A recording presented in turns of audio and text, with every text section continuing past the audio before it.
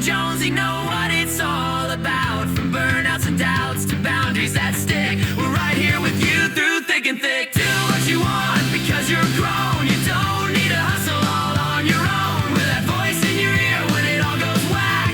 Take a deep breath, we got your back. All right.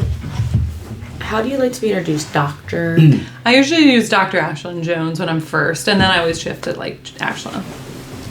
It's we'll call you Dr. Jones the whole time. Dr. Jones, Dr. yes. Jones only. It's the name I really wish I had. Am I doing this again? I keep moving up the That school. is like a You very, can if that you is like a want. very. Why? I have to go back like to that school line. for 8 more years to get that? Yeah. Dr. Jones is like the most basic doctor name ever. Mm-hmm. My name is Dan Jones. I mean, that's... I don't know if I'd want a Dr. Yeah, at Jones. least I have Ashlyn, which Yeah. is like, that's the... No, if I took my husband's name, it would have been Niznik, but I did Why not. didn't you? It wasn't my name. At the time? Yeah. Just it didn't feel like me. Then you can't rebrand yourself. Is that how it works? Like, why wouldn't you change it? Yeah, at that time, like, I was just like, oh, no, that's not my name. Like, it's weird to be asked, I think, in my mind, to, like, change your total identity that you've had forever. Do you know what I always say? What I always ask people if they remember Jessica Breaker. And I do. That was before me. Yeah. Yeah. Facebook That's who I reminds me. met. Facebook reminds me of your other name. All right, your other why self. don't we go in? Because now we're just talking. Well, I was going to say my wife also chose to keep her name. So, Yeah. she didn't want to be Bree Jones. It was interesting, like, well, I don't care, but, like, young men when I taught had a problem with it.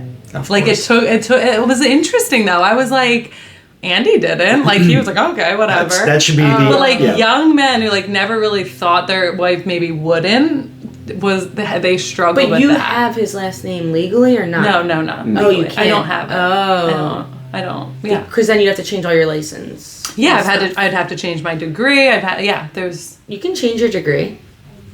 You, Excuse me. You know what? Can you please reprint this with Nesbitt as the last name? Mrs. Nesbitt. I am Mrs. Nesbitt. Doctor. Yeah, I have thought about it. I've gone back and forth, but I didn't. I'm not Dr. going to. Nesbitt. It's and at the end of the day, too much paperwork. Not for nothing, the N leading into an N, it's not easy. Yeah. Ashlyn, or it works either way. But Yeah. Ashlyn Nesbitt, I don't know. Maybe it does work. Yeah. I'm putting way too much thought on this thing that will never happen. Right. I was just like, you called me at once, and he was like, Ashlyn Isnick, and I was like, that's just not my name. Yeah. So, Well, we want to stir the pot here, so comment what your thoughts are about women preserving their given name upon entering marriage. I have zero cares about that. Yeah. Zero thoughts. Yeah. Zero fucks Most to give. women don't. I found personally most men, like not most men, but like men have the feelings about it. Most women are like, I get it. Yeah. Yeah, but most like the pushback I got were primarily. You know men. what? Grow up. I boys. changed Grow my up. name. I changed my name right away. Yeah. I felt like I don't know. And some people Right? really want to and like look Yeah. forward to that. I just was like, I don't know. Yeah. I never Like did. teachers call you Mrs. Nesbitt? Is that it's not the right name. No, Okay. I actually You're really wrong. like that. I Alright. actually really like It's that. Dr. Mrs. Nesbitt. Yeah, wait, all right. We gotta start from what we always fail to do the intro because then we just start Oh talking. no, this is we're already. So- yeah. This is the intro. Yeah. This is I didn't another- take my husband's name. It's another riveting episode of Minding Our Business, and our guest today is Dr. Ashlyn Nesbitt. Dr. Ashlyn, kidding. Mrs. Nesbitt Jones. Yeah. Yes, Dr. Ashlyn Jones, who is the owner of Jones and Luther Counseling And Training Center Yes. in Yardley, Pennsylvania. So you train the doctors. Yes. Outstanding. Well, they're not doctors, right? They're not doctors. No, I train. So like it's a therapy practice. So like and, LPNs and whatnot. Well, LPCs. LPCs. That's what I said. Yeah. Start far. from the beginning. Start from why you wanted to get into the field, then two, you were teaching, and now you've kind of now jumped to being a business owner. Yeah. To talk about how you went from like teaching now to wanting to, I guess, essentially create your own little school. Yeah. So my undergrad degree actually is in education, and I thought I'm actually certified to teach English and social studies, of which I've done neither. And then I went out and like it was like the economic downturn at like 2008, so I like could not find a job, and I was like, I might as well go back to school. And at that point, I had actually been a receptionist at a counseling office, so I was always like reading the handouts and like not listening to conversations because you can't, but I was like really fascinated by it and I really liked therapy. I had been to therapy, I had been helped by therapy, so I was like, I want to try like a master's in counseling and like do a big shift from teaching. But I did like to teach.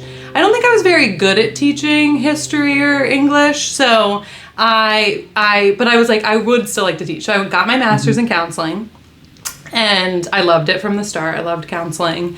And it was like that, I was not really good at anything until I was like a counselor. And then I was like, oh my gosh, like this is something I'm good at. I love it. And so I did that. I graduated with my master's. And then I actually got to teach like the year after I graduated with my master's. So I taught undergrad and grad classes, and I did that for 7 years. You're teaching counseling, right? I'm teaching counseling, yeah. And in that, when I was teaching, I got my doctorate in counselor education and supervision. So my doctorate is in like teaching counselors, and I love like the developmental phases of counseling, and I love teaching counselors that are in grad school, but also now I teach and supervise counselors that are post-grad. But with therapy, you have to get 3,000 hours before you're licensed. So, and half of those have to be supervised.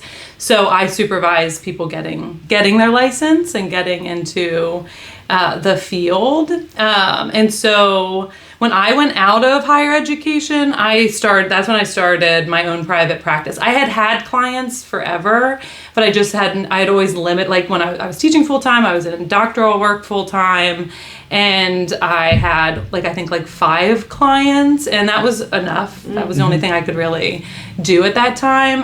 But then after my one child was born, I was like, I'm going to do that full time. So that's when I came back into Yardley, because my very first counseling job was in Yardley, actually, at the same building Really? Yeah. Oh, wow. Under a different practice. I was supervised by somebody in Yardley, and I was Full circle. The circle. It is. And well, that's why I was like, well, where would I rent an office? And I just went back to like where I had started. Who says you can't go home? You know, who says? And I went right back home. And then I grew that was just my own private practice. And then Meredith, who co-owns Jones and Luther with me, came on. And then we decided to start our group practice, which is the counseling and training center that we see now. Because I really missed teaching, and I didn't want to do it full time, but I missed that part. So Jones and Luther was kind of like, how can I teach and like grow the community of counseling? And so that's why I started it. And so that's the journey from there to here. So I still have my private practice, and I run the group practice. Okay. But if you had to apply a percentage on how much you do private practice compared to the instructional part. So we split up supervision. So I do at least 3 hours of teaching in a week. You know, and then like I don't really calculate how much I do admin and those different pieces of it. But yeah, like there's a I would say like individual client still probably outweighs like the percentage of time. Okay, see, that completely flipped for me. I figured it would be the opposite. Yeah. That's because, you know, in order to teach and instruct effectively, you still have to be in the weeds. You got to be in the trenches. Yeah. To, you know, have practical applications of the stuff you're teaching. Yeah. I thought it would be like 80-20 the other way. Yeah. I was wrong, listener. Well, maybe eventually that'll be, I think that's eventually the way that it goes for a lot of people. But I always thought like I was a better teacher when I was a student. I was a better counselor when I was a teacher. Like all of it mixed together. I actually got to use like all of my degrees, which was really cool. But right now I do see my own clients too. So that probably is the bigger percentage of the hours. And I have a co-owner, so it's not all on me. Sure. So Meredith does so much, and is at like other support. She does a lot of the admin stuff too. Does she have her own practice too? Yeah.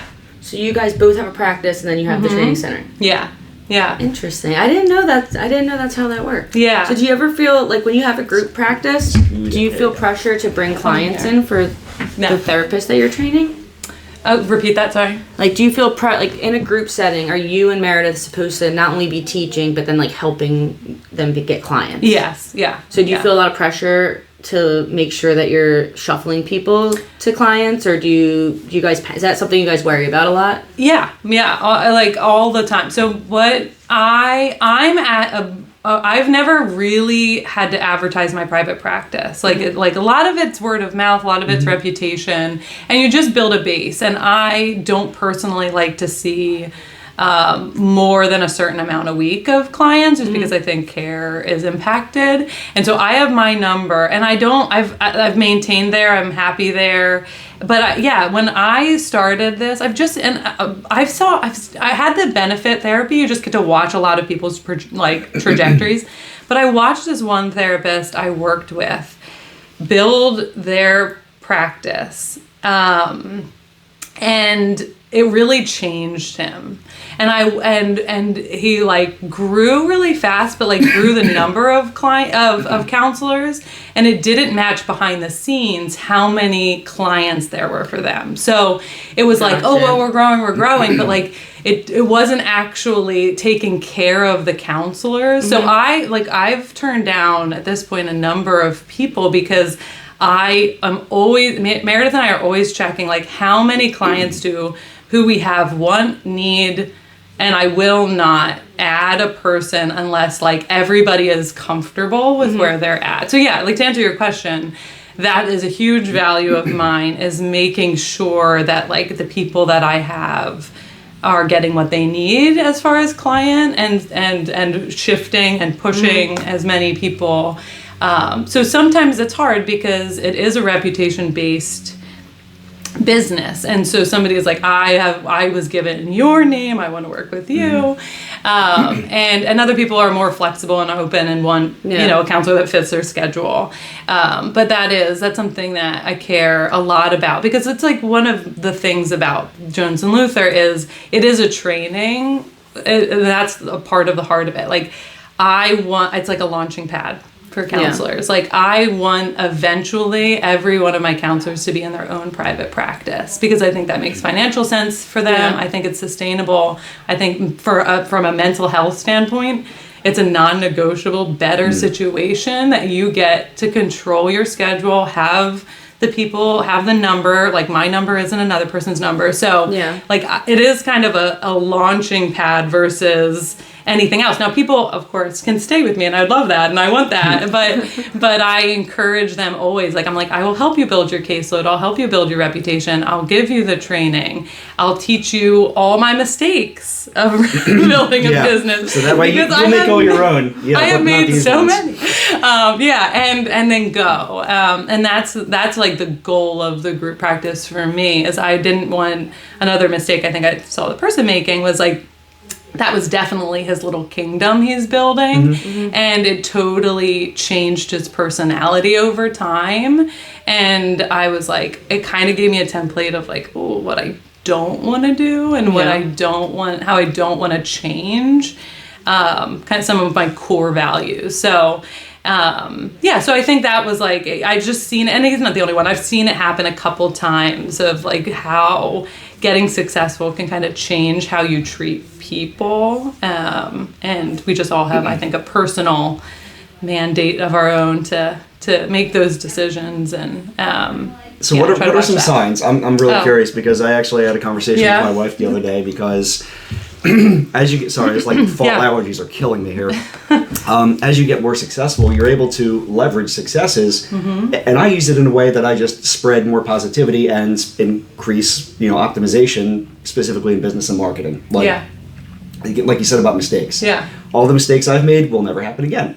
Any mistake that any client of mine has made along the way, hundreds at this point, none of them will, the collective body of knowledge now prevents that from happening again, which is awesome. Yeah. But in a way, it's made me a little more overt and, what's the word I'm looking for? Words are so hard. I don't even know what overt means. It means like obvious. And more like way confident without it pulling, like without coddling. Be like, no, do this, or you don't want to win. You don't want to win. Sorry, you don't want to win. Yeah. And then I'm like, listen to myself. I'm like, I do believe that. It's true. I'm like, what happened to the softer side of me? Mm-hmm. But then I'm like, no, I really do this because I care and I want them to succeed. Mm-hmm. But I'm like, now watching myself, because I'm like, I'm the least confident person on this planet, probably. Mm-hmm. Like, after I leave here, like, everybody's going to see me. They're going to think I'm dumb on the internet. Always full of self-doubt and imposter syndrome. So, anyway, maybe I'm just asking, like, what do you see when people, do become more successful, and how should they temper that whilst, obviously leverage the success? Yeah. Because everybody that you're helping does deserve it, but, eat your humble pie too. Yeah. Well, I think that's like one first thing forever is like your ability to monitor yourself. Like, so even as you were saying that, you heard yourself and you said, wait, what is that about? Or like, what happened to this other part? Or like, why is that part taking the lead? I think like beyond anything else, like that ability to like, be like, what's gotten into me? Like, is actually so helpful because that's the loss of connection of like, oh, I can hear myself. I think like hearing the shift towards like egocentrism or like how much you're self-promoting and or how much or like the tone in which you're saying something. So I would like, if I was going to turn that back and be like, what's the urgency about? Like why can't somebody face failure? Or what if they tried it and came back to you and were like, you were right, Like, I think there's something about like why the urgency to like have them hear you and not make the same mistake. So if I was like in a pose questions fact, that's what it'd be. But I think like what you're doing is you're noticing and you're asking yourself that question. So I think what I've seen is that and it's not even fair to use that other person as the sole example because I'm my own example in that because I have seen how I can start to think about me in a certain way and one silly little example is like when we were choosing offices, like when we were first starting.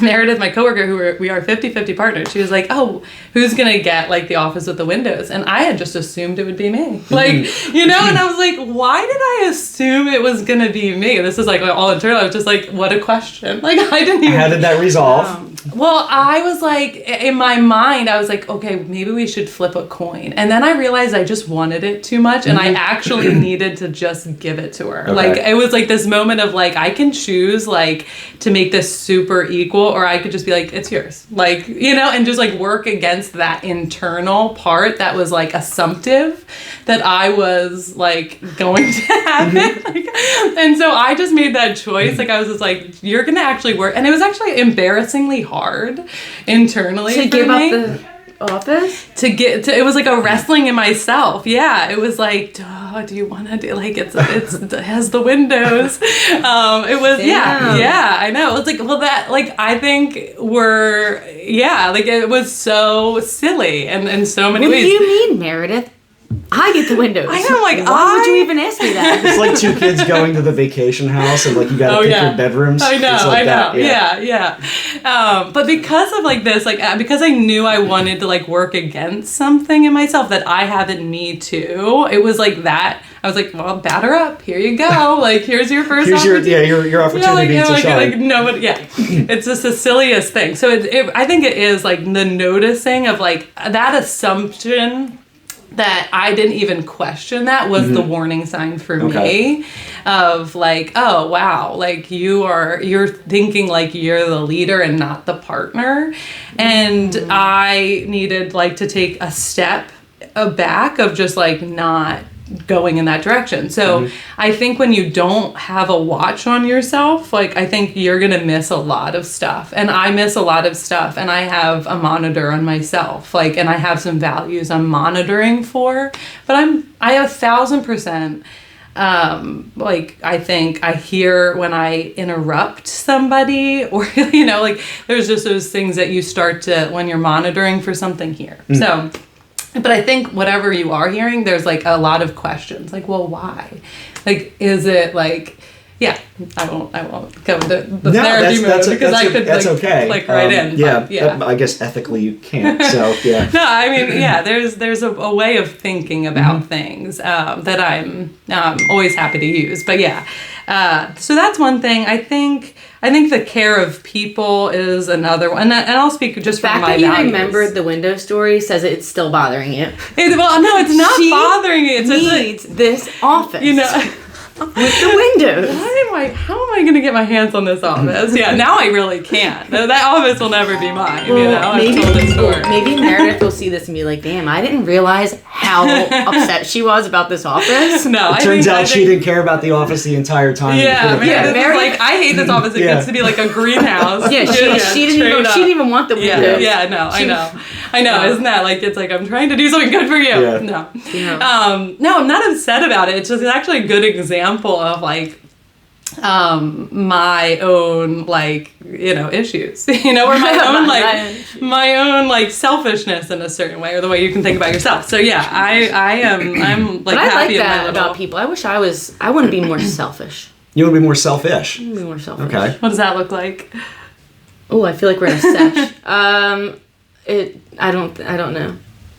So let's move on. Okay, well, we'll put a pin in that and circle back, as they say in corporate speak. This is awesome. This is like end-to-end success story here. Leveraging what initially was a hindrance. Oh, I want to teach, but not this stuff. Into I also like therapy. Yeah. Now I'm going to teach therapy, which is a very reductionist way of putting that journey. But I imagine not smooth sailing across the way. And we like to peel back the curtain and get dark and dirty and what has happened. How did you get over it? Either with your own, internal, what you learned to be a clinician, and who else you leaned on, whatever that looked like to you. What got you through it? Yeah. Well, it's a major points. Everything about my identity as far as a professional, I was really building. I planned to be in education forever. I really wasn't thinking about shifting that. And so a major point came for me, when my second child was born, and I just mark it by that timing. And I was like, oh, I really do need to, I need to rethink about what I'm going to do with my time.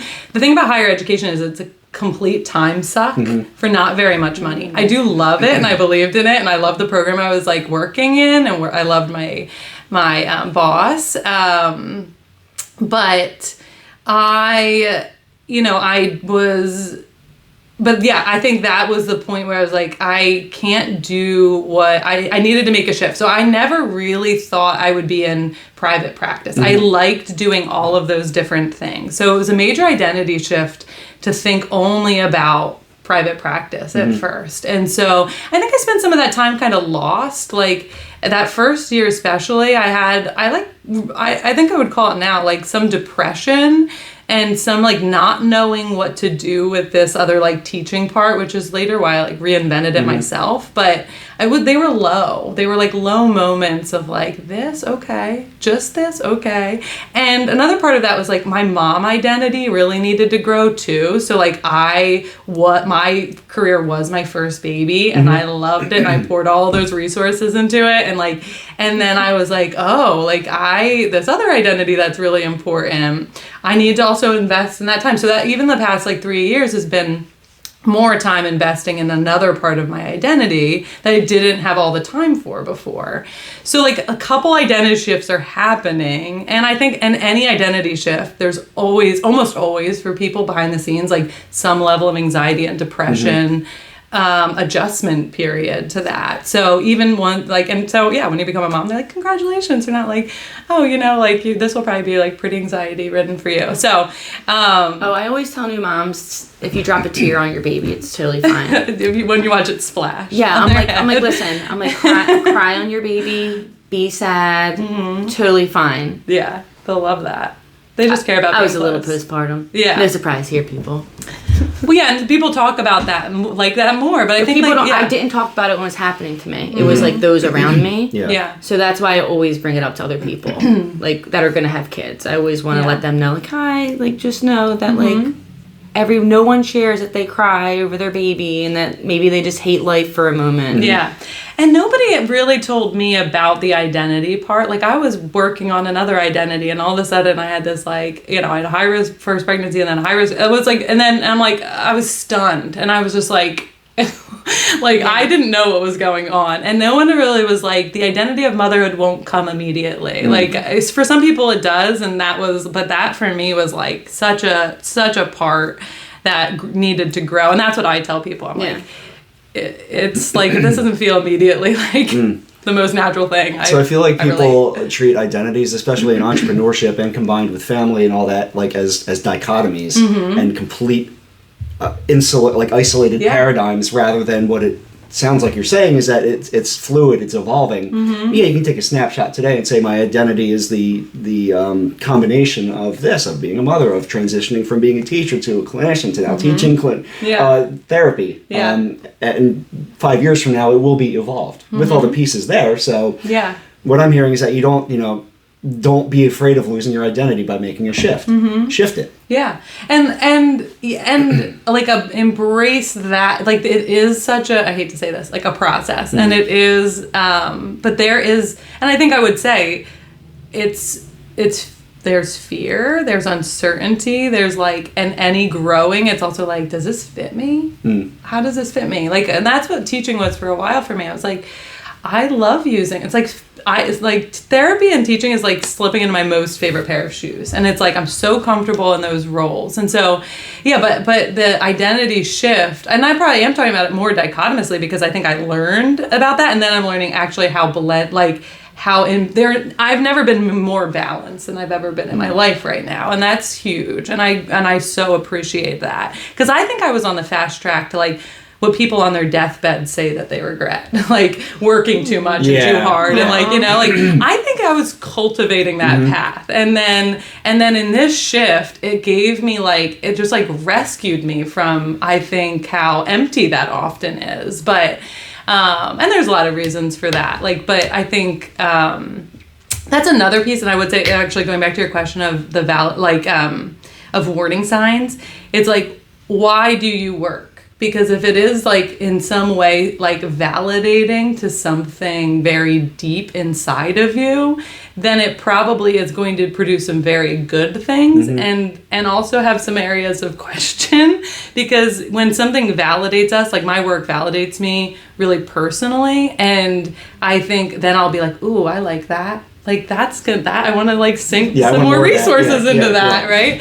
And then it's like, but if that if that becomes something more weighted than with what it should, that I think is our warning signs, because then I think we're like protecting that. We're protecting what we get validation from, instead of like enjoying the gifts that it brings and enjoying that part, and then like being open-handed with it. And so I think what I've seen people get into some trouble with is like sinking their value, their personal self-worth into whatever it is. Sometimes it's motherhood, sometimes it's their career, sometimes it's fatherhood, sometimes whatever it is, being a spouse, like they're really sinking probably too much into that, which one then sacrifices and man, words are hard for me today. We're gonna make it. Yeah. Sacrifices and compromises. That's what I'm looking for. The other factors. Yeah. And it kind of creates a blind spot, I think, where you're not seeing the other effects. Like my blind spot, like of being like probably a workaholic, and getting like that was something I was investing a lot into. So yeah. There's something Absolutely. totally wrong with being a workaholic. But was this before you had kids or after? Well, it was like kind of in the transition of. Yeah. Well, I went through a phase. Well, I'm still in it sometimes, where business and motherhood cannot exist, because it's very hard when I'm home and I have to have a phone. It's something, because something can always be happening. Yeah. And then I'm like frustrated with everybody for like being kids while I'm on the phone, and then you feel guilty because you're like, oh my god, like. You didn't know that this was like this is your home. But I've gotten better with it. Yeah. Yeah, no, especially now that my youngest terrible. is in school. Yeah, mine was like not like I was still. I think I learned that through my daughter's first couple years of life, and like my son has a completely different parent, and they're 3 years apart. But I think he has a different parent than. Well, they say every kid has a different parent. Yeah. And because no one experiences the same thing. Like I've never heard you that. can go to a restaurant and say you had an awful experience, and I can go to that same restaurant and have an amazing experience. Yeah. Right? It just goes to show you. Yeah. People is crazy. People is crazy. Yeah. But keeps you in the biz. Yeah. Right?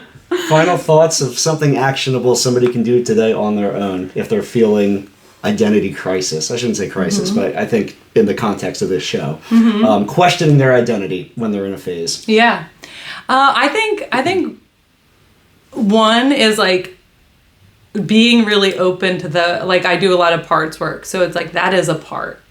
Like what does it need? What is it really trying to get? Why can't it tolerate some of that like uncertainty or, because I think identity, especially, I love to work with identity. I think it raises like such key questions for us. So I think just if I could like go to anybody, I would just be like, if you could just slow down, and because in urgency, I was like talking about the urgency before, that's like where we make most of our mistakes. Like, and I think, and I get why people get really urgent around identity or like, and I have my own, experience of that. But I think that's what I would say is like, if you could slow down the urgency to actually ask yourself what you're experiencing, why, what are your strategies? Because in our strategies, that actually tells us so much about what we're motivated by, like what we think the answer is, what we're really looking for.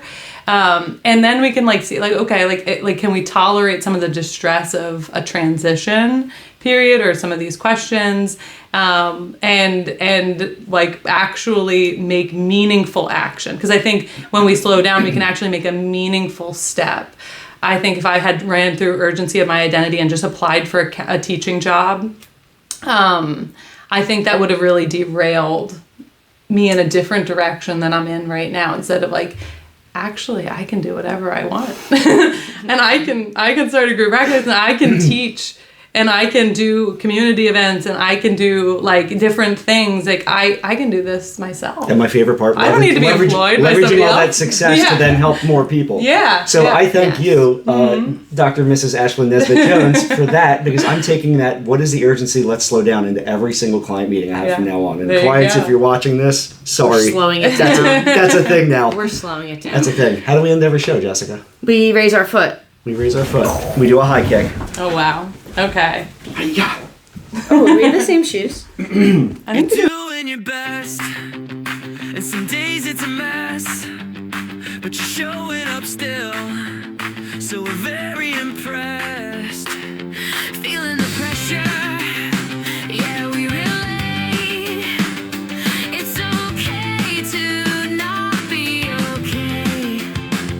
Minding our business, let's talk it out. Jess and Jonesy know what